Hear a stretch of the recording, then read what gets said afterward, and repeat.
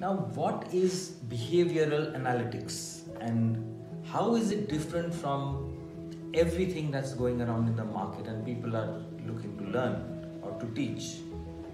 Behavioral analytics is a process by which you can read people.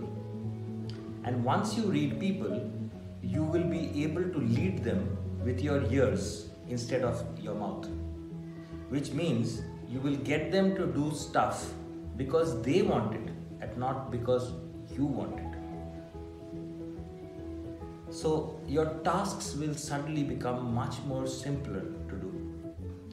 Who all can use it? Well, coaches in their coaching practice.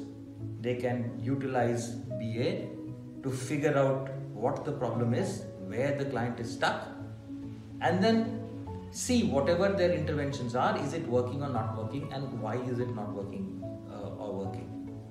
So if it's working, do more of it. If it's not working, do less of it.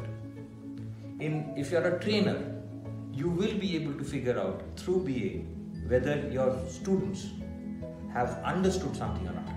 If they haven't, you'll come to know before they ask questions or before they switch off.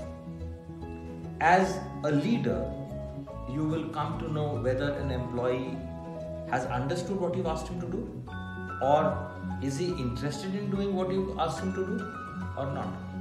And if once you understand that, you will move from being reactive to being proactive and then being predictive. And once you are predictive, you can go on to becoming prescriptive, which means you can prescribe what is to be done in order to get rid of something bad which is about to happen, or to push something good which is about to happen. So move from being reactive to proactive to predictive and finally to prescriptive. Be a behavioral analyst.